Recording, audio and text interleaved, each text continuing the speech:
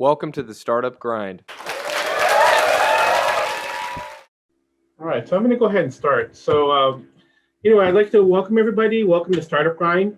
My name is Rich Foreman, and I'm the director here at Startup Grind Sacramento. Why is this not working? Here we go.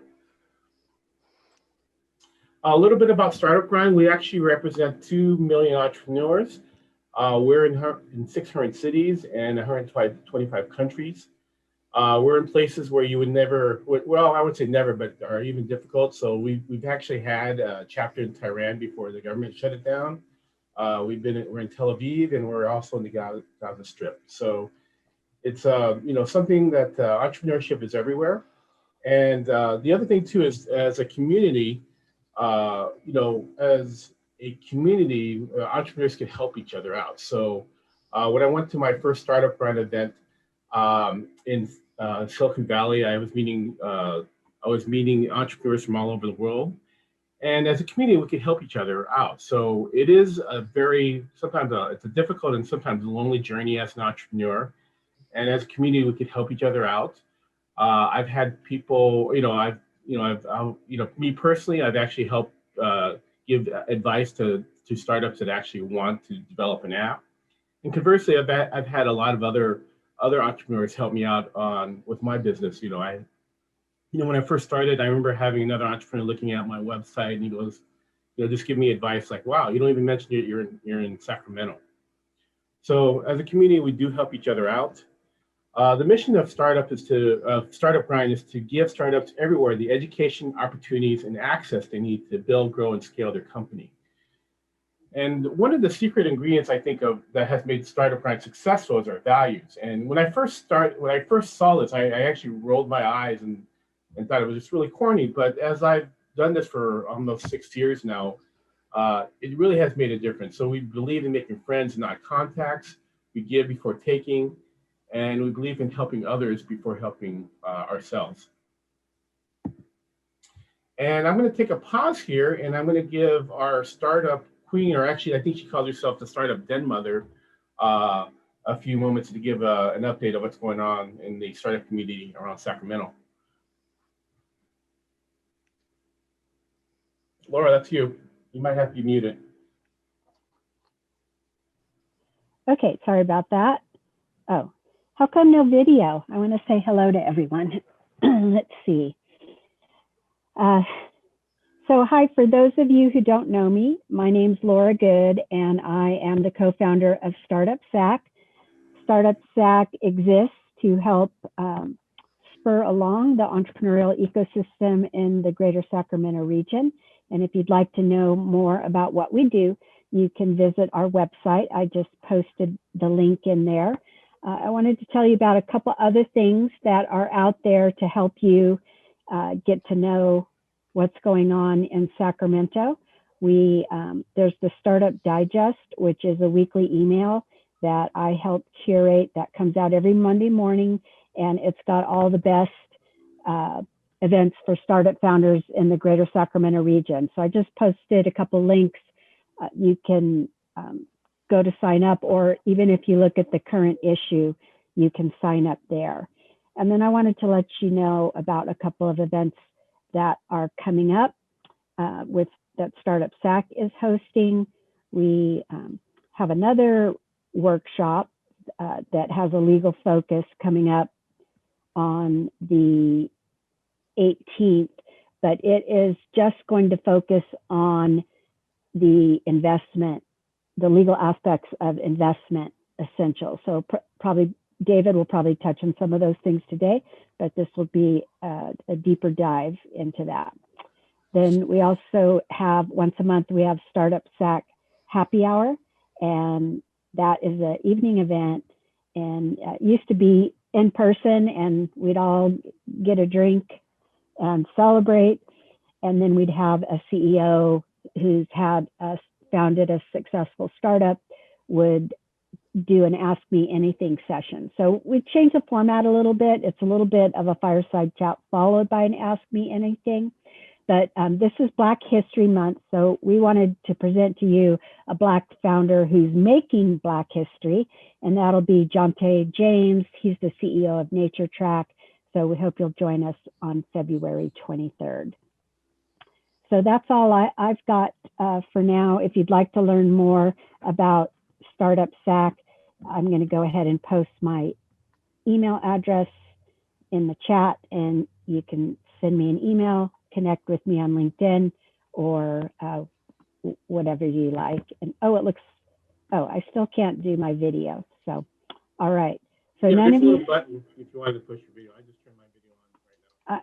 I know, but I keep getting something that says you cannot start your video because the host has stopped it. Oh, weird. So. Okay, sorry about that. Anyway, some of you already know what I look like, and if you don't, let's see, I look like, who do I look like? You'll just have to go to the Startup SAC website and find out. So back to you, Rich. Okay, well, thanks, Laura. And then Brandon Weber is also the co-director here at Startup for Startup Grind. He's not here today, but he is the owner of the Urban Hive, which is this great co-working space. So anyway, I just want to just give him a quick plug, even though he's not here. And the next thing I'm going to do is just talk about some housekeeping. So we're using a webinar format, so you're automatically actually muted. If you do have a question, just type it in the chat, or during the Q&A session, you can raise your hand and I'll unmute you and you can speak. And this always gets asked, but this is being recorded and it will eventually get posted. It's just have to go through and edit it, but it will get recorded and posted, and we will typically post recordings on Startup SAC's website. And so with that, I'm going to go ahead and stop sharing and give the floor to Tony, and he's going to give a quick elevator pitch about his startup. Great. Can you see my slides? Nope. I've got the same thing. It says you cannot start your video because the host has stopped it.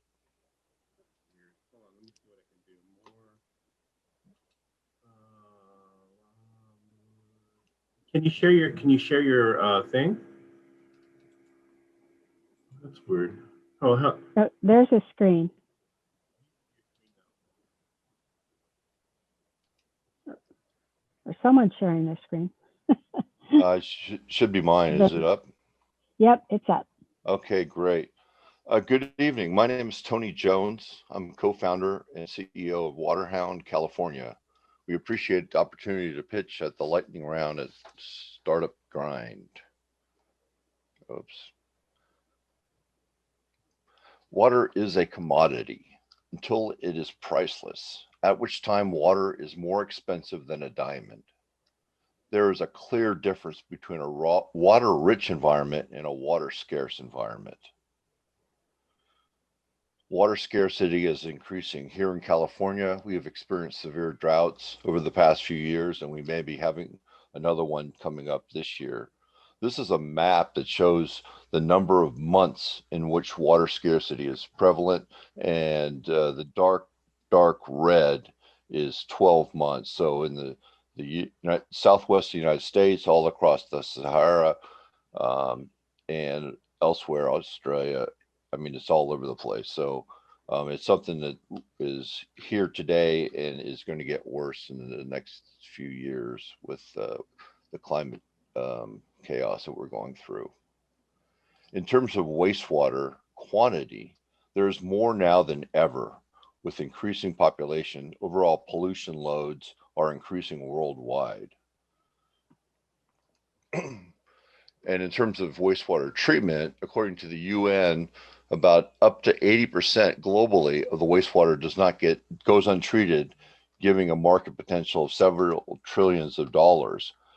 This number was just revised in a paper just that came out in the last month to about 50% in developing worlds, but elsewhere it's still very, very high. But there's a lot of room for improvement in the wastewater community. So Waterhound California injects intelligence into wastewater treatment. Our slogan is, we treat water like it matters. It does. we offer through a web portal to simulate wastewater treatment operations. So you can go and fly a simulator just like the pilots fly an airplane simulator. The underlying algorithms are based on 25 years of design and manufacture of wastewater treatment systems for Fortune 500 companies. Our database includes over 300 treatment types and 800 different listed contaminants.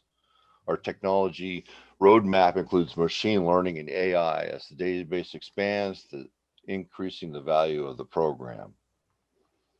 We provide digital insight to optimize the treatment system, allows for water reuse, water recycling, and water repurposing, and it aids in compliance with regulatory discharge restrictions. We have a strong management team. We have 3 co-founders with an extended team of advisors and consultants, including a cryptographer, a mathematician, and an experienced water professionals. We additionally have TDM, our process engineers, with operations in the Philippines and the UK, and a Bostra, a town group of software developers. As I mentioned earlier, the technology is not blue sky. Here are some of the clients that have used the underlying algorithms. You may recognize some of the companies. We are seeking industrial partners with wastewater treatment systems for our CalC award. We were just awarded a grant from the California Energy Commission, and the voucher's worth about $50,000, and it allows us to go out and demonstrate our software and get feedback from the industry. And that's it. Thanks, guys. So Tony, is there anything that you need, maybe you need from the community, or do you feel like that you could get help from the local community? Yeah, I mean, we're looking for wastewater treatment systems, either municipal or industrial, that would like to get a simulation of their treatment system at no cost to them. And we'll provide water quality analysis and a detailed functional analysis and a couple other things, chemical simulation, and also possibly means of optimizing their system.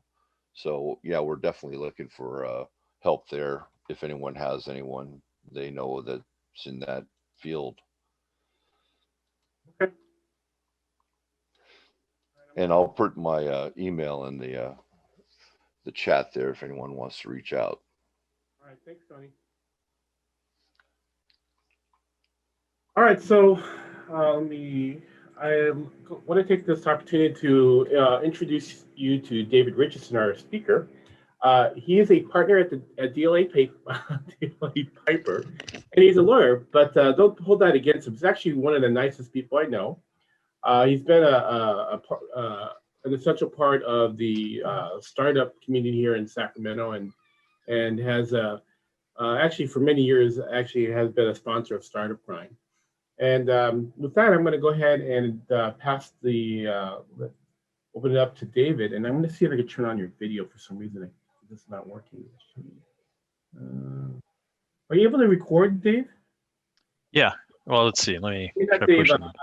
turn on your video. Oh, yeah, I was getting the same error that everybody else was getting. It's telling me that you've stopped it, but I should be able to share my screen. Yeah, go ahead and share your screen. I'm not exactly sure why that's just weird. So. Okay.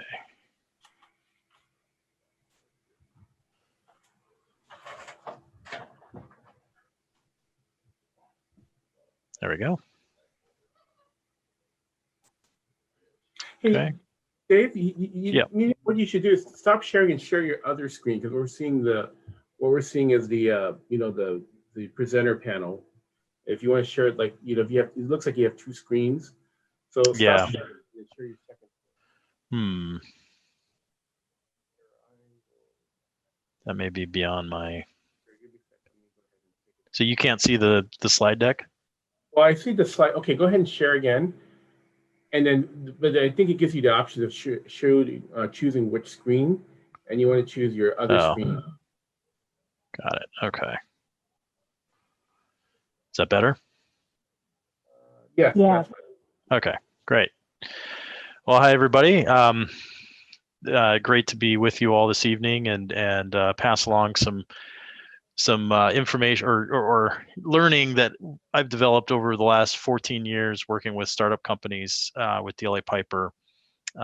As Rich mentioned, I'm with the Sacramento office of DLA Piper. We're one of the world's largest law firms. We have a particular practice area that focuses on emerging growth startup technology companies, and that's a big part of my practice, and it has been for many, many years. And a lot of companies here in Sacramento actually I've worked with in some capacity or another throughout the years. And so both here in Sacramento and beyond. So a lot of my clients are also in Silicon Valley, San Francisco, Texas, North Carolina, and then around the world. So this next presentation is a culmination of all of these lessons that we've learned watching startups struggle through numerous issues that we've helped. Sometimes we've been able to help them navigate. Sometimes we've gotten there just too late to help them navigate. But the idea is if you can take to heart some of these lessons and incorporate them into your own startups, then maybe you'll avoid these pitfalls and put yourself on the road to success.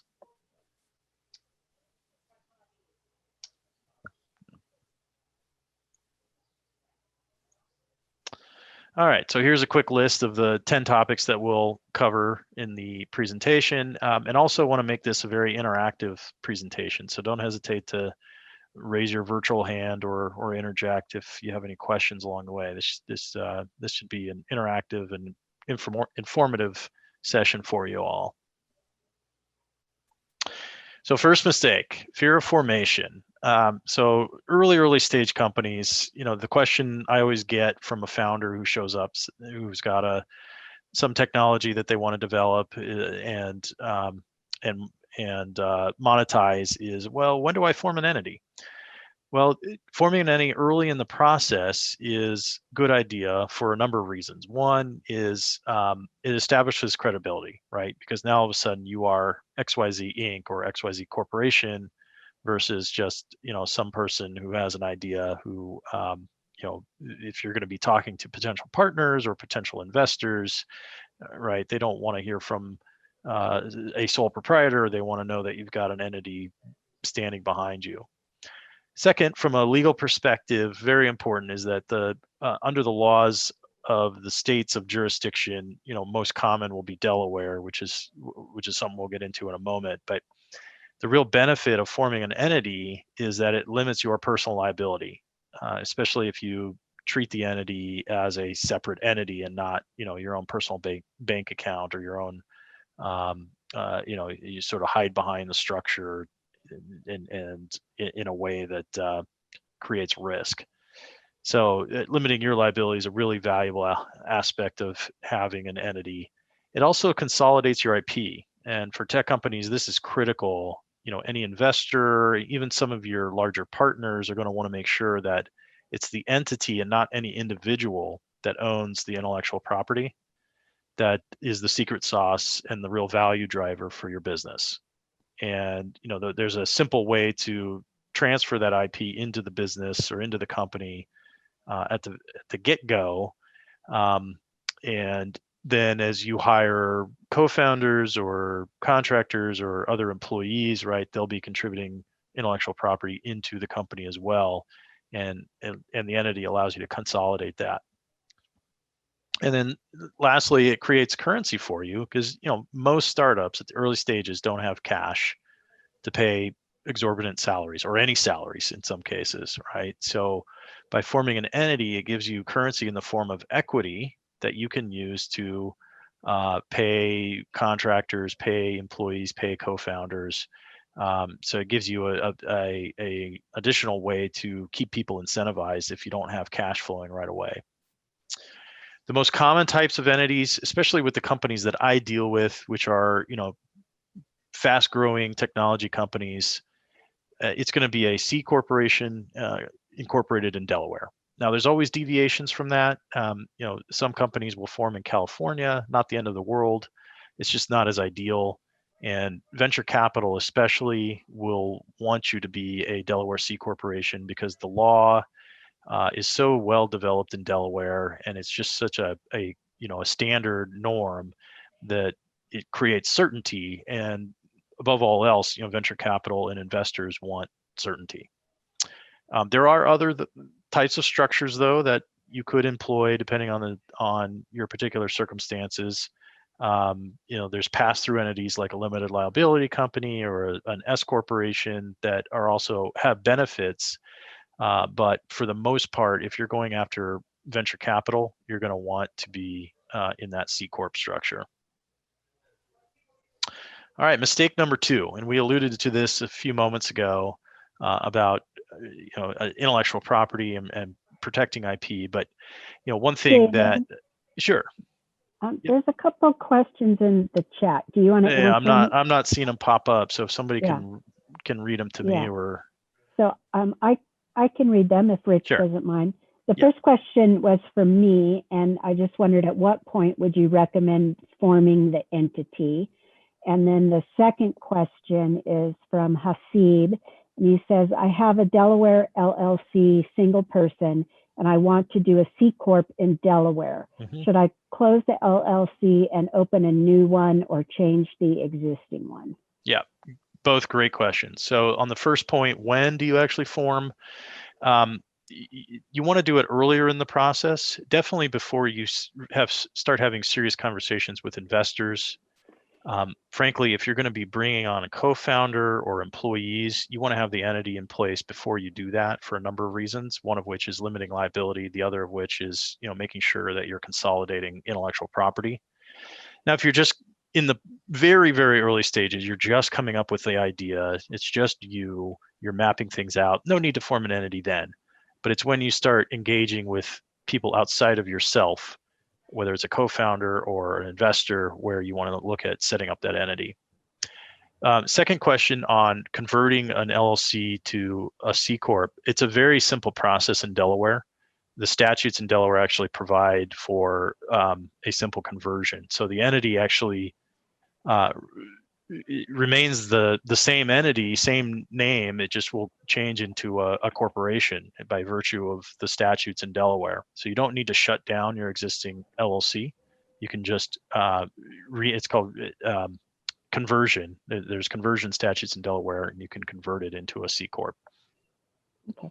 And there's one more question from Mehdi. He wants to know if it's just VCs that care about the entity being a corporation, or do angel investors care about that as well? Yeah, that's a great question. The angel investors are such a broad demographic that some of them will care if they're more sophisticated, others won't. But if you're doing sort of a standard angel round as your first round, which will probably be like a SAFE or a convertible note, it probably makes sense just to have it as to go ahead and have it as a corporation, because it will drive the structure of your investment vehicle. Great. Okay, that's all the questions for now. Thanks, Laura. All right. Mistake number 2, taking things that don't belong to you. I think we're all in Northern California, although in this day and age, it's not necessarily the case.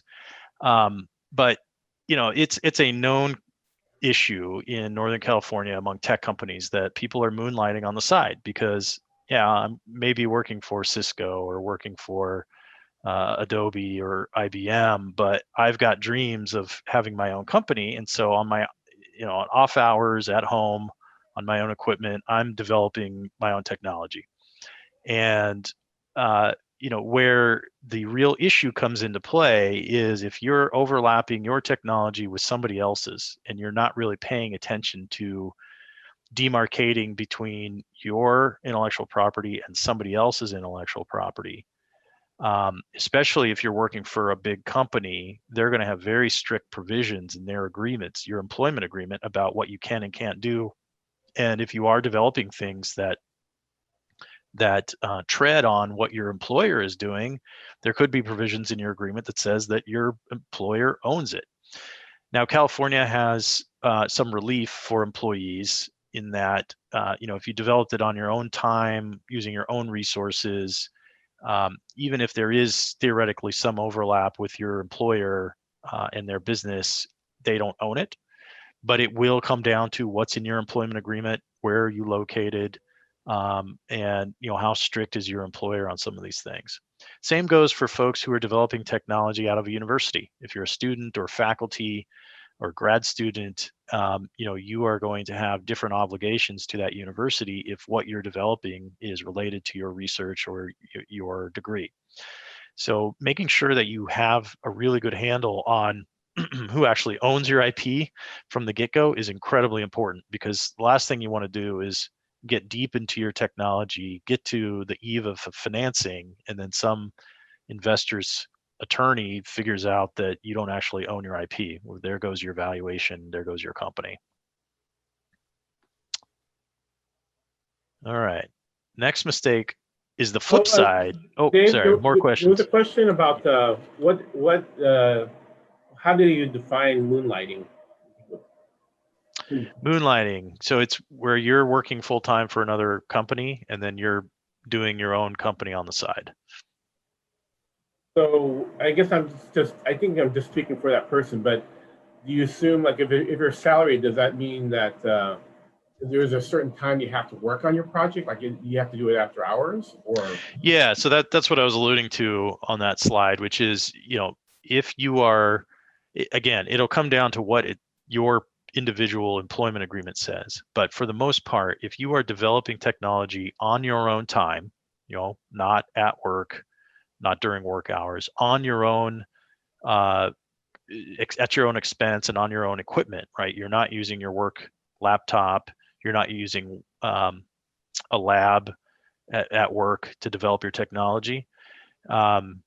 Again, if you're doing it wholly on your own in your garage, right, that technology is yours, and it would be hard for your employer to say that they have rights to it. But it's in this day and age, it's always a gray area, right? I mean, my commute to my office right now is 10 feet. And so there is no line between personal and work. And so it gets blurred. So you have to be very disciplined and dedicated to making sure that you are keeping those walls up, you're keeping those lines distinct, so that down the road there is no cloud over your title to your IP. So there is another question about Sure. IP.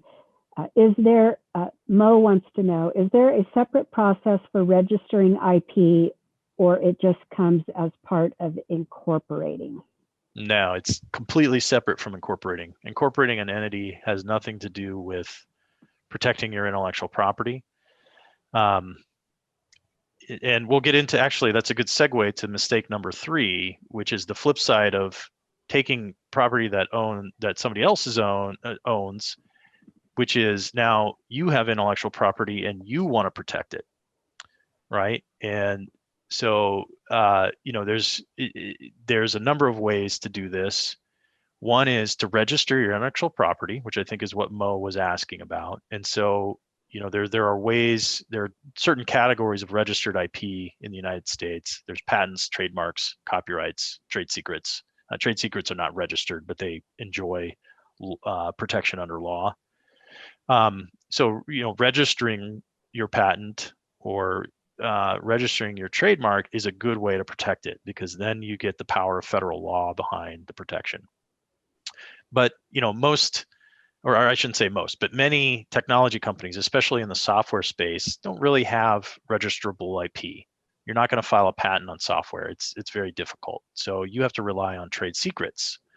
And trade secrets, you're not filing a registration with the federal agency. What you're doing is you're taking reasonable precautions to protect the confidentiality and proprietary nature of those trade secrets. That's how you get the benefit of trade secret legal protection. And making sure that any contractor you hire, any employee you hire, signs a standard invention assignment agreement and confidentiality agreement is a really critical way to ensure that you're protecting your IP, because now you're ensuring that those folks who are contributing to your IP are actually contributing that IP to the company and not retaining title to it themselves. And then they're also under obligation not to disclose it. But as this slide highlights, and this may be, these days it may be a little outdated, but Facebook is a classic example for anybody who's seen Social Network or has followed that story with the Winklevoss twins and Mark Zuckerberg. That is a classic example of people who did not pay attention to protecting the baby or protecting their IP. Winklevosses asked Zuckerberg to help them develop, what people argue was the early Facebook. They didn't put an agreement in place that said that their company or they own that IP. And as things turned out, not so good for the Winklevoss twins, but great for Zuckerberg. So, ensuring that you've got things locked down from the get-go is really important. And anytime you go through a financing, the investors are going to be all over your IP protection and IP ownership, because that's the value that you're bringing and that they're paying for in their investment. Okay, there's one more question that kind of broaches two of your mistakes. Mm-hmm. So Jeff says he doesn't want to close his LLC. He wants to keep it, but when he gets to a point where there's angels or VCs who are serious, he wants to create a new C corporation and transfer the intellectual property to the C corporation. Do you see any issues with that?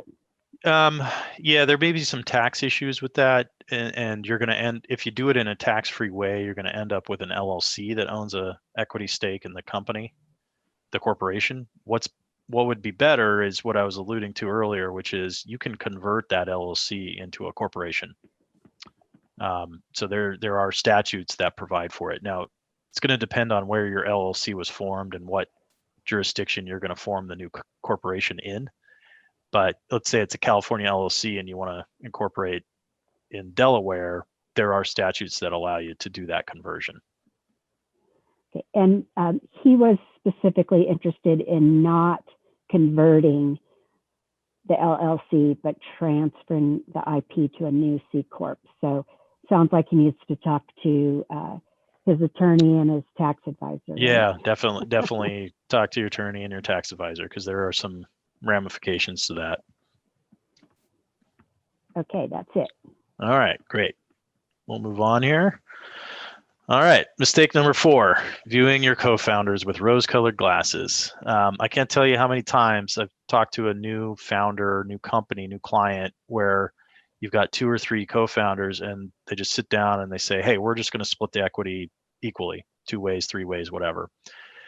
That I've never seen that work out well, because you get 2-3 years into the business and invariably one co-founder is doing way more work than the other. And now all of a sudden there's, some animosity because, hey, why am I doing 4 times the work, but I have the same number of shares as my knucklehead co-founder? So I always counsel early stage companies to really think hard and have a very transparent and honest conversation with your co-founders about how the equity is going to be divided up. And it's not always going to be a split equally. Sometimes that may be the case, but for the most part, it's going to be based on the value that each individual brings to the company. And it's a hard conversation, but it's much, much better to have that hard conversation and get to an agreement early in the process than having it blow up, once you've already formed the entity and you're well on your way to, seeking capital or getting your product out in the market. And I saw a question pop up. About advisor shares? Yeah, I can't see the question, so I'm relying on you. I was going to hold that one until I thought you got there, but the question perfect. was, are you going to get to something about advisor shares and vesting things? Okay, we'll hold it. I'll hit it on these bullet points. So in addition to allocation of shares, there's also protecting the equity that you're giving to other co-founders or other employees, so that if somebody, becomes dead wood or ups and leaves, they're not walking away with a significant portion of the company. And so one way to do that is, one important way to protect that issue is, or that concept is to put vesting on shares. And what that means is, you issue shares to a co-founder, but they vest over 4 years. So they buy them all up front, but they don't have full title to those shares until the time-based vesting lapses, right? So if they leave after year 1, the company at cost can buy back 3/4 of the shares because they haven't vested.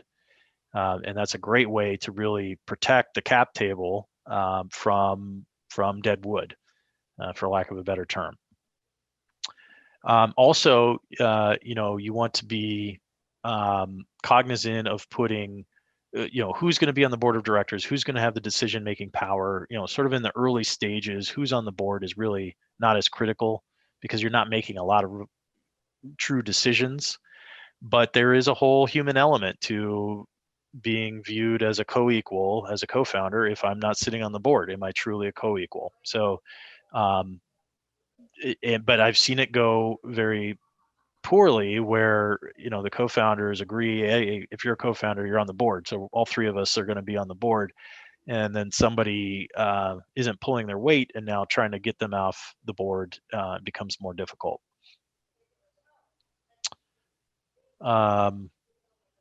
Actually, I think the advisor point is on the next bullet. So do you want to let me know what the question is, and I can tell you Okay. if we can The switch question slides is, do advisor shares automatically vest, and do they have to pay taxes on getting the shares? Yeah, so the way we typically set up advisor shares is they'll vest over 24 months. That's sort of the standard. And generally, you're not just handing advisors shares for no consideration. Either you're going to sell them shares at fair market value and they pay for them, so there's no taxes on that, at least on the date of grant, or you're going to grant them a stock option and they can sit on the stock option until liquidity, or they can choose to exercise later. As an advisor, they would have to get a non-qualified stock option, which means that if they exercise, they do pay ordinary income tax at that time. But most advisors will just sit on the option until a liquidity event and then just get cashed out. So for the most part, no, they don't automatically vest on grant. There are instances where that may make sense, like if an advisor has been working with you for 2-3 years and you want to give them the benefit of all of that work, then you can accelerate some of the vesting.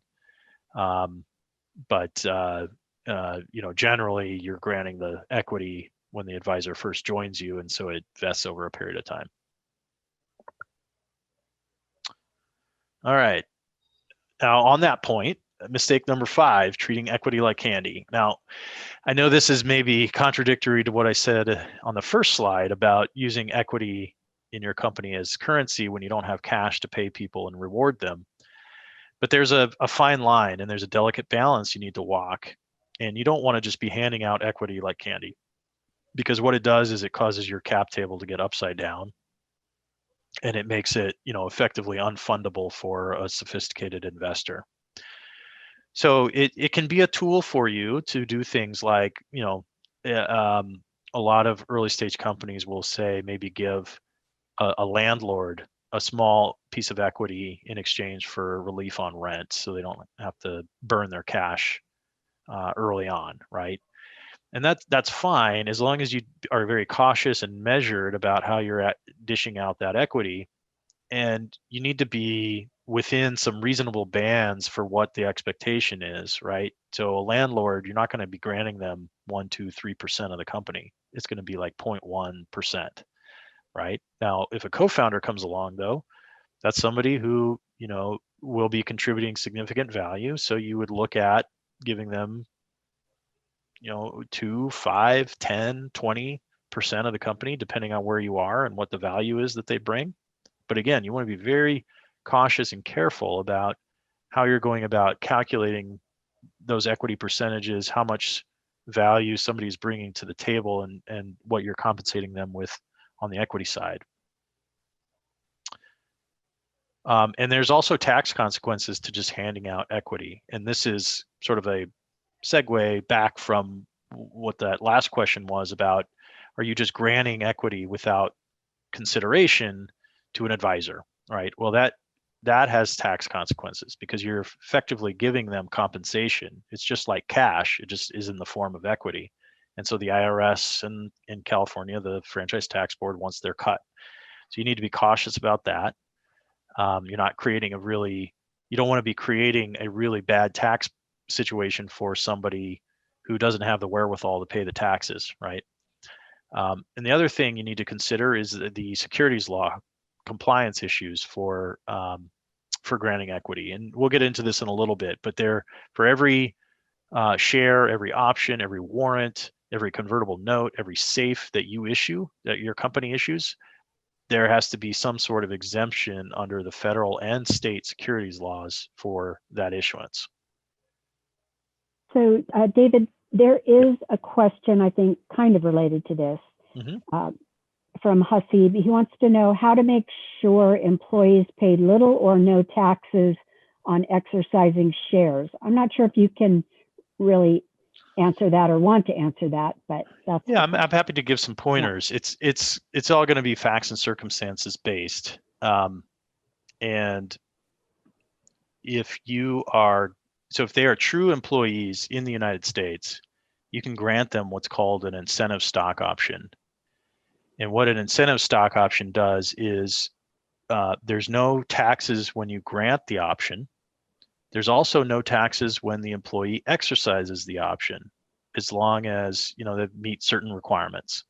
And then the only taxes they would pay is when after they've exercised and there's a liquidity event on the company and they get paid on those shares, they would be taxed on the gain, right? And there's also certain requirements you have to meet to do that. Beyond that, it's really going to depend on a number of factors on how you minimize the tax consequences, one of which is how successful is your company, right? If your company is very successful and your valuation is going up, up, and up, if you're granting equity, it becomes very expensive, and you can't there's a trade-off between trying to do something tax efficiently and also trying to minimize the amount of money that your employee may have to pay for their equity.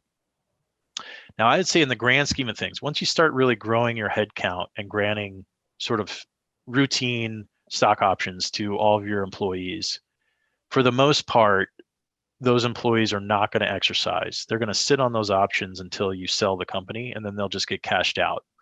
Now, that's not entirely tax efficient because they're going to pay ordinary income tax on the gain in that scenario rather than long-term capital gains. But it means that they have no upfront out-of-pocket tax consequences earlier in the company's life cycle, right? So in some degree, it kind of works itself out.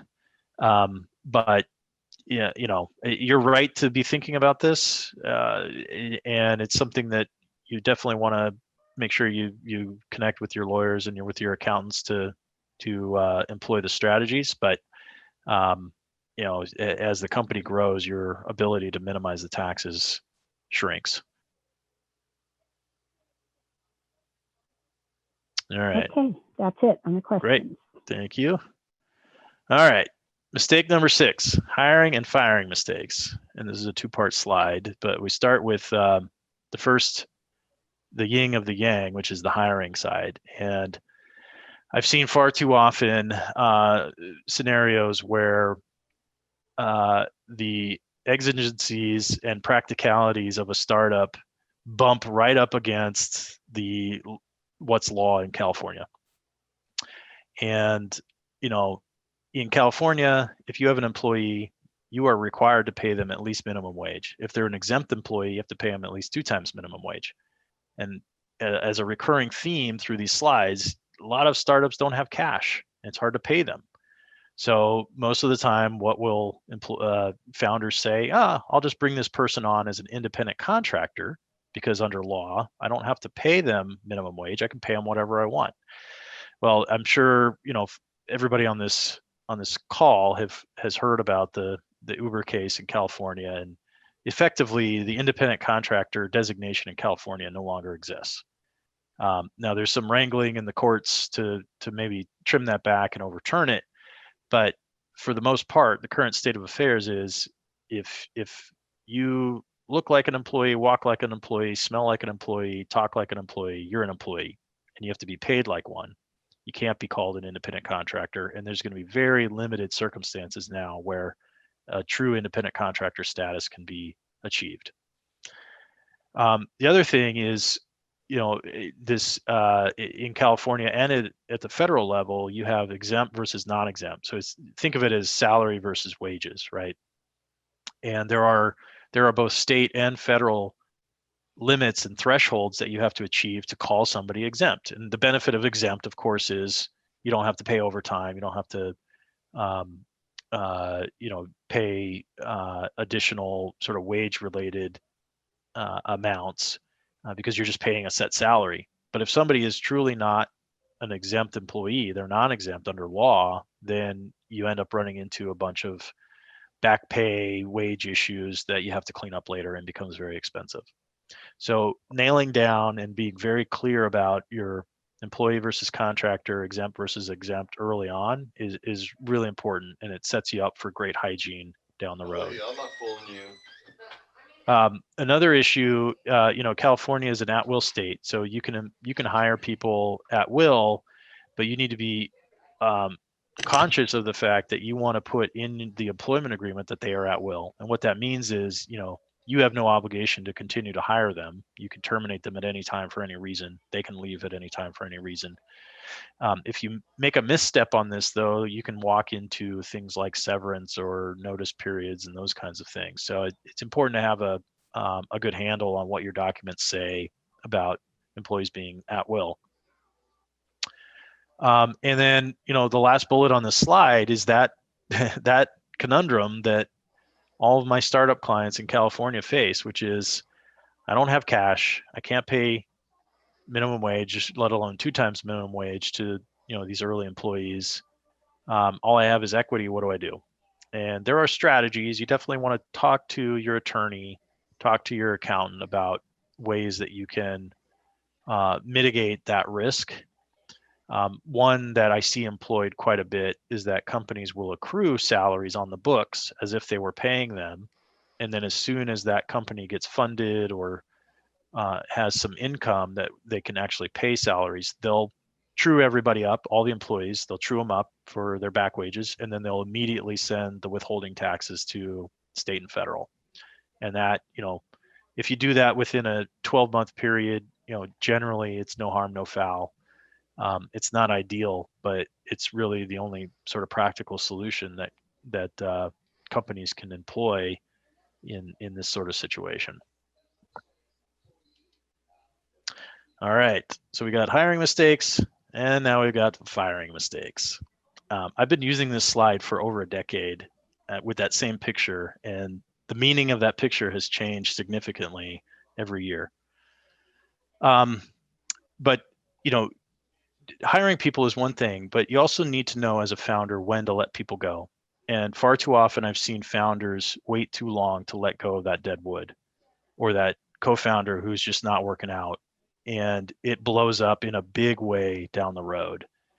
So, if you start seeing red flags or hints of issues that this person's just not going to work out, better to cut the cord early on, have that, tough conversation early before it really gets out of control. So knowing when to terminate is important, but also knowing how to terminate is important. And, sometimes the termination is mutual, no big deal, relatively easy to get through, but a lot of times it's very difficult. And so as the manager of the company, the owner, the founder, you wear a lot of hats, and one of those in the early days is going to be the HR manager. And so you need to be thinking about, okay, I'm starting to notice that this employee is not really cutting it, and we're going to have to cut this person loose. So you want to start building that paper trail, start building that case, so that you don't have to share the reasons with the employee, but you have a file that if you get sued for wrongful termination or whatever, that you've got some documentation that's put together in their HR folder that helps bolster your justification for the termination. And along with the termination goes you've got to remember that, if that person has equity, you want to claw that equity back. And if it's stock that was sold to the employee or the co-founder, most of the time, especially if it's subject to vesting, there's a clawback provision in the stock purchase agreement.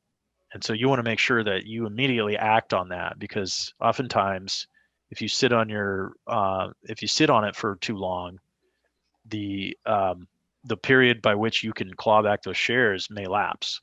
And so, it's much better to get out on ahead of that and get those shares repurchased right away. If it's a stock option, it's much easier, because under a standard plan, if an employee leaves or is terminated, whatever is unvested automatically canceled, and you don't have to do anything to cancel it. And then the employee has 90 days to exercise what may be vested. And if they don't exercise, then those shares cancel too. So stock options, a little bit easier on the termination, but it's important to know what a terminated employee holds and how you have to go about getting those shares back. All right, moving on, because I know we're getting short on time here, but mistake number 7, not honoring the corporate formalities. A corporation is an entity. It's recognized as a person under law. And in order to shield your liability, which is one of the things we talked about from the first slide, you need to honor that separateness. You need to treat it and follow the corporate the corporate governance requirements under law. You need to have a separate bank account. You can't be treating it as your own personal piggy bank. You've got to honor the separateness so that people on the outside can't try to what's called pierce the veil and say, hey, this person is actually treating this entity.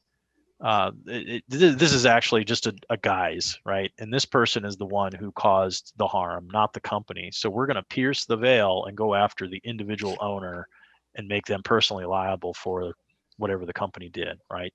If you honor that separateness and honor those formalities, piercing that veil is very, very difficult because you have protection under law.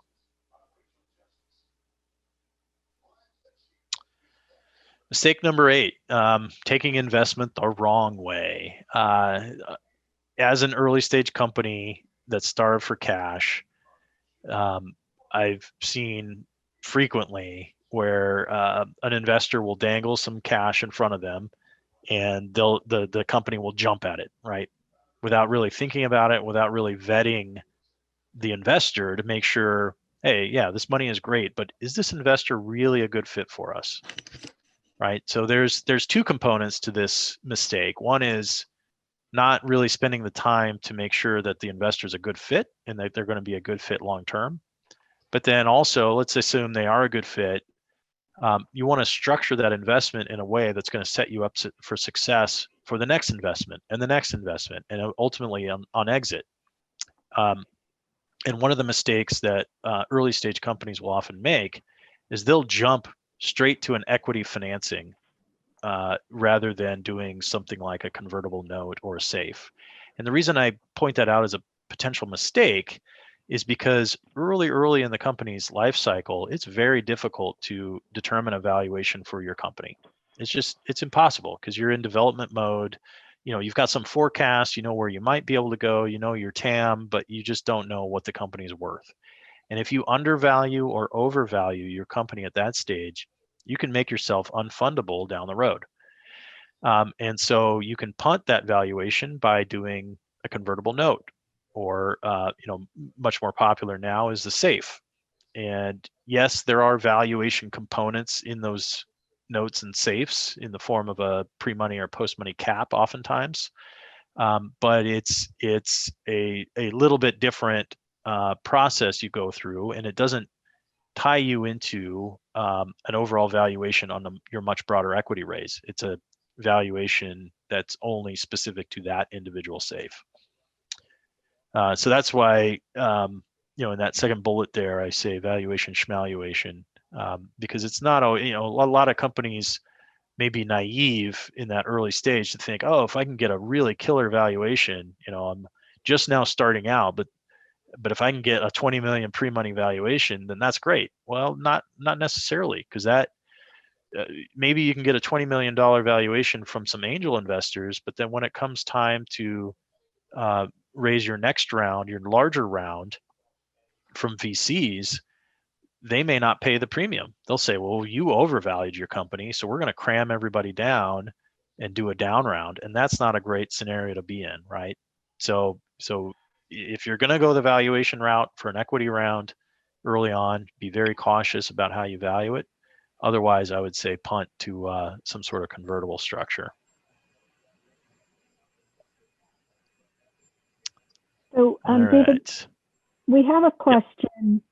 Yep. It kind of fits in with piercing the veil, but guest, not sure what the name is, wants to know, what's your advice for disclaimers on a website that allows third parties to sell cars? Can a disclaimer protect you from lawsuits? That's fairly specific. I don't know if you want to answer it here or not. Yeah. Yeah, that is a very specific question. I have probably 30 questions to try to suss it out. But I'll try to answer sort of high level. Disclaimers are enforceable for the most part. They're they fall under a specific aspect of contract law that can make it enforceable. But at the end of the day, disclaimers are only as good as the paper they're written on. And you could have the best disclaimer in the world, but somebody could find, some clever plaintiff's attorney could always find a way around it. So it's good to have. And I would always encourage companies with click-through contracts or with products, put a disclaimer on there, and try to get them to agree to it, waive their rights and remedies and that kind of thing. But that's not a silver bullet. There's always going to be the chance that somebody could raise risk. Okay, great, thank you. Yeah. All right, mistake number 9, botching strategic partnerships. And early in the process, you're going to be talking to potential partners, whether it's potential customers or maybe a reseller. And a lot of companies, to save a buck, will not hire the right folks to help them navigate the contracts that big behemoth company is putting in front of them. And you can bet that big behemoth company has tricks, traps, and all kinds of twists and turns in their contract that you're not going to be attuned to. So getting somebody to help you through those contracts, and it doesn't necessarily have to be a lawyer, it could be somebody who knows the industry, but getting a lawyer to help you navigate those contracts can save you a lot of heartache down the road. And a classic example that I often run into is a startup company that enters into a contract with, say, like a Samsung or an Intel, and there's language in there that says, if you ever try to sell your company, we get the right to buy it first, right? And they just sign off on it without pushing back.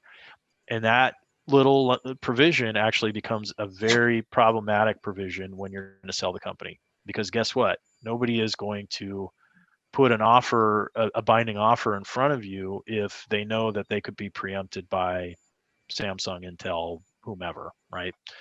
So that's just one example, and there's myriad others, but making sure that you are paying attention and you have somebody paying attention to those kinds of things for you is really important. And this doesn't just show up in equity type contracts, it also shows up in commercial contracts. In fact, that very provision that I referenced does show up in Samsung and Intel commercial contracts all the time. And so even if you're just something as simple as an NDA that a company sends you before you have strategic conversations can have some tricks and traps in it. So just be wary of that, and get a lawyer to help you sort through those. All right. And this is a good segue to the last one, which is mistake number 10, not seeking professional help. So, the best time to get an advisor is before you even start forming the company or starting the company, to make sure you have everything lined up in a way that's going to put you on the road to success. And your professional help comes in a number of different stripes. Getting advisors who know the industry or who know you well to surround you, to be your sounding board for ideas or for struggles or issues that you're going through. That's really important. People who come from industry who can help you navigate the pitfalls that you may not even know exist because they've already been through that industry for 15, 20, 30 years, right? Your investors are great advisors, and this relates back to the VC investment point I made a few slides ago about making sure you're getting the right fit in an investor, somebody who's really going to take an interest in developing the company and helping move it along, opening their network, not just dumb money that they're going to put in the company and then sit back and expect you to grow it, right? And then certainly having the right talent joining your company, employees, contractors, co-founders, right? That's all very important. And then of course, lawyers, accountants, those are also incredibly important to have around you at the early stages so that they can help you do exactly what I'm trying to pass along here, which is avoid those pitfalls so that you can focus on what really matters. I saw a question pop up. I don't know, Laura, if you were able to see that. It wasn't a question.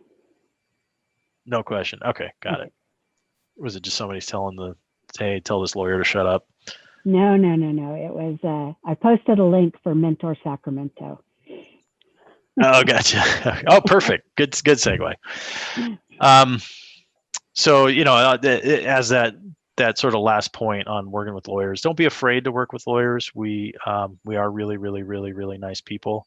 And, for those of us who have been through this for a number of years, we know what happens at the early stages can have a huge impact on sale of the company or the IPO, because we've been through that process many, many times. And, even if we're just a sounding board for you, it's important to sort of get that insight, because I wear two hats. I think most of the time with my clients, I'm wearing a business hat and not my legal hat, but I've also got my legal hat in my back pocket when the really sticky legal issues come up. So we bring a lot of that experience to the table as well. And with that, that's all I've got. Any other questions?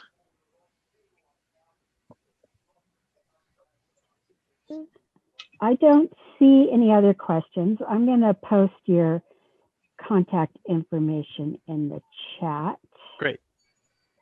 I'm going to basically leave it open. If anyone wants to ask Dave a question directly, just raise your hand and we can unmute you. All right, I'm not seeing anybody. Okay, well, we do have a bonus round. I see John's joined us, and John is going to do John's going to go ahead and do a pitch. And I'm not even sure what your startup is, John, but John, can you hear us? I can, yes. Hold on one second. Sorry. Well, he's Yes. getting ready. David, there is one more question. Scott says he remembers hearing about a 5-year rule that prohibits selling stock before 5 years after formation. Do you know anything about that? No, that's not a rule. Yeah. Whoever told you that was trying to keep you from selling your stock. Like eating, you swallow gum, it stays there for 7 years. Oh, there's a couple. Yeah. Questions. So it could be related to small business stock. There's a tax rule that says if you hold shares in a small business for 5 years, then up to 10 million of your gain is tax free. That may be what they're thinking about, but it doesn't prevent you from selling. It just means you pay taxes on it. Okay, Scott says that's it. And then there were two more questions just popped up in the chat. One is about the approximate cost to convert an LLC into a C Corp. I would imagine you need a little more information than. Yeah, I'd say if it's plain vanilla, it's like maybe $2,500, $3,500. There's some filing fees and those kinds of things that's kind of baked into that cost, but relatively low. But it's where, especially if it's a single member LLC, it's very simple. Where it gets more complicated is where you've got multiple members, you've got all these different equity structures, you've got debt on the books, right? Then it becomes very, very complicated, and the cost goes up from there. But a plain vanilla, you're looking at 25, 3,500. Okay. And then this last question, it might be the lead in for a whole nother seminar. How should Zuckerberg have handled lawsuits when the company started? That's a good question. It depends on which lawsuits you're talking about and when in the life cycle. The twins was one that he mentioned, the Winklevoss and other suits. Yeah, well, I think that one actually worked out pretty well for Facebook and Zuckerberg, because I think the payout was only 65 million, right? When the company then turned around and it was worth billions. Yeah. Okay. And then another question just popped in from Mehdi.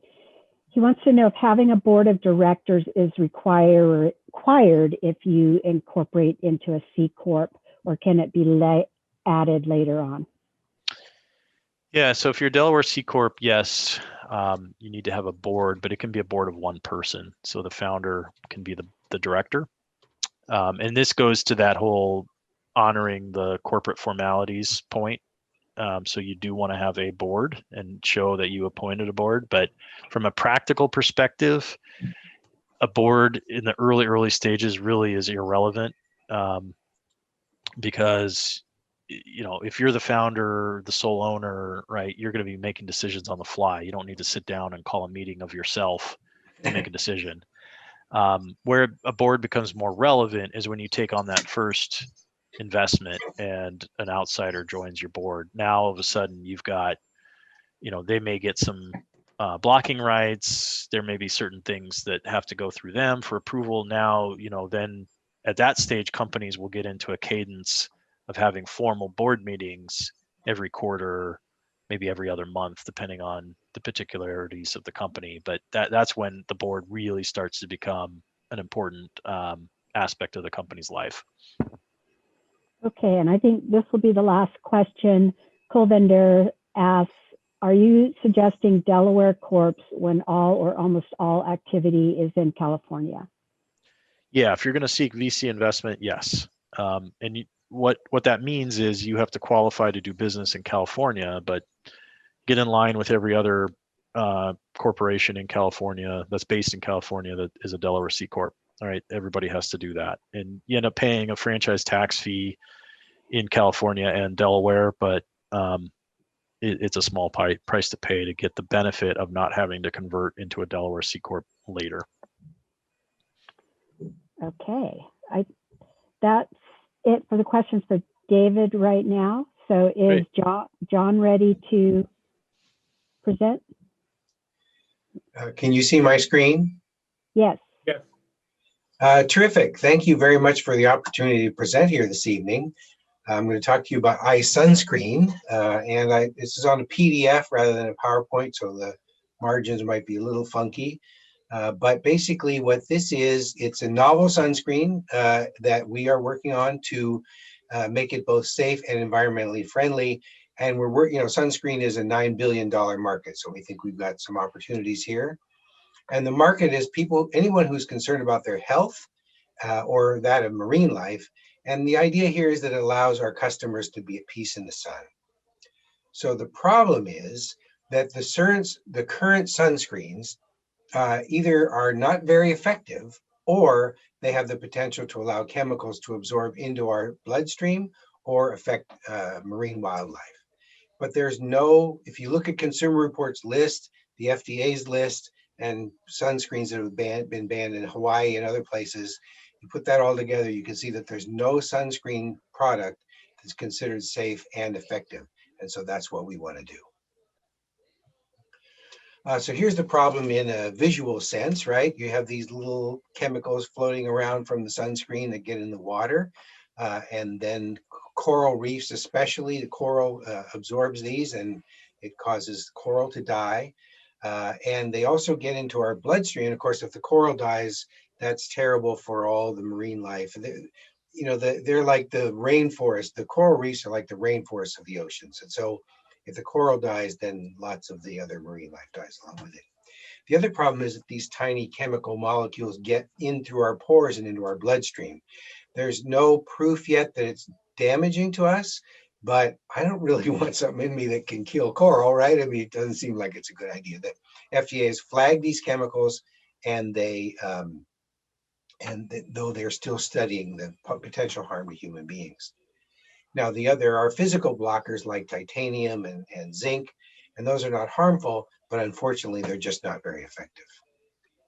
Okay, so our idea, it says here nanoparticles, but basically what we want to do is we have a formula that we're working on in a lab to get these particles to be of such a configuration that they can't be absorbed by coral and they can't be absorbed into our bloodstreams.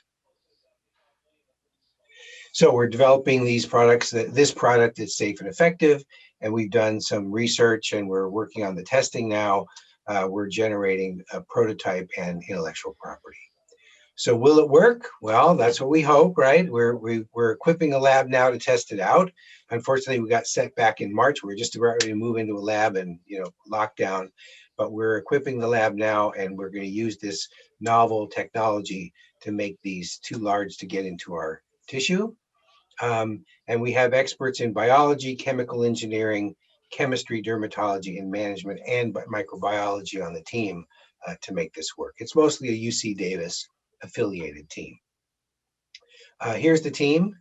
These are the actual members. Mark has been either promoted or demoted, I'm not sure which it is, to from the advisory board to the team. And Raja is still on the team. Peter, we're still in conversations with him now about his role. I said Raja was on the team. Actually, he's an advisor to the team. So here's some things we need to do to figure out whether or not how we can eliminate risks, right? So we've been talking to customers, and we're in that process. Now we want to actually make the formula in the lab, and then come up with a prototype, and then we need to test for safety and effectiveness, and then there's all the other things we need to do to get through. So we're not planning to use any chemicals that are not currently in sunscreen, so we anticipate an expedited process with the FDA, but still there will be some investment involved. So we think we have 5 major markets. First of all, athletes who are out in the sun, runners, soccer players, baseball players, all that kind of thing.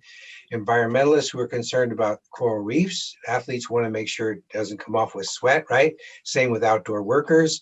Senior citizens, including myself, are very concerned about skin cancer. The reason I'm working on this is because I had skin cancer a couple years ago, found out Hawaii had banned sunscreens, and found out there were no effective ones that were safe, and said, well, I got to do something about this. And also young families who are very concerned about their own skin, but also the skin and the health of their children. So what we figure in the market is that there'll be a $45, people spend about $45 a year on sunscreen, and that gives an average lifetime value of $1.8 thousand per customer. What we want is celebrity or expert endorsements. What we really want is the American Dermatological Society endorsement. And we're planning initially to sell it in like health food stores, Amazon Fresh, places like that, where food co-ops, where people are concerned about, dermatology offices, where people are concerned about their health. So this is how we line up to some other brands. So California Kids and Badger, they don't get in the bloodstream, and they're safe for marine life and sensitive skin, but they don't have high UVA protection. and they're more expensive. The big brands like Coppertone, Neutrogena, and Banana Boat and others, they're good for UV protection. They're not very expensive, many of them, but they get in your bloodstream. They do harm coral reefs, and they may not be healthy for sensitive skin. So our strategy, excuse me, the product is size sunscreen. We're talking about $9 for a 3-ounce bottle, which is about the average price of sunscreens if you throw out the outliers. Here's the endorsement we want to get, and again, these are the kinds of markets we want to start with. Financial projections, what we're thinking is that we need $150,000 in year 1. We start getting revenue in year 2, and we start making money in year 2, and then off to the races in year 3. Those are our projections. Milestones, developing our minimum viable product and testing it. We've developed the formula already. Then we want to market it in places that have either banned sunscreens like Hawaii or Key West in Florida. We also want to include New Zealand because that gives us a year-round market. As you can see, we have some other milestones here. Some challenges. So we don't know if it's going to work because we haven't been able to get into the lab yet. We theoretically, one of the people who came up with the basic idea is a chemistry professor at UC Davis who has a different product that's much farther along. So we think we got something, and we've got a 4th-year chemistry student who's going to work with him to try that out. We think we can get ID. We know there's nobody else doing this. And we don't know for sure whether we're going to be able to market it or not, but that's a challenge that we are looking to face. So that's the slide deck. That's my pitch. I appreciate the time and the opportunity to speak to you, and I'll be glad to take any questions or hear any comments that you have. John, is there anything that the community can help you out with? Well, yes. Well, we're now at the fundraising stage. This is not a pitch for money, but we haven't done fundraising before. And what we need to do is we're looking at both friends and family and crowdfunding, and we're looking for, tips and tricks about fundraising in those arenas. Have you talked to Pam Marone? Yeah, actually, I went to her workshop, and that's what got us started thinking about friends and family. I talked to Laura. She gave me some good leads to talk to people about friends and family. We're getting some good ideas about that. And we've just started last Friday, we just started exploring the idea of crowdfunding. But let me tell you what, let me put my email in the chat. And then anybody who wants to message me about this, you got good ideas about fundraising or anything else you think will be helpful for us, I would love to hear from you. Thanks, John. Thank you. I'm going to go ahead and wrap up. And first of all, I just really want to thank David for taking the time and presenting to our community. It was actually, I've been around the block quite a bit, but I have to admit that I learned a few things from you, Dave. And I also like to thank Laura, who actually just pitched in to moderate the Q&A. So thank you very much for that. And so I'm going to go ahead and wrap up. Next month, I'm actually going to be presenting. I'm doing a presentation. It's called The Fundamentals of Developing a Mobile App for Your Startup. So I'll be talking about that next month. It'll be on It's going to be on March 9th. Again, it's going to be it'll be online, and it will be a free presentation. And with that, I'm going to go ahead and end this presentation, and I will be posting the recording. I just have to take some time to edit it. And what I like to do is thank everyone for attending, and basically, help each other out. And thank you for being part of our startup community.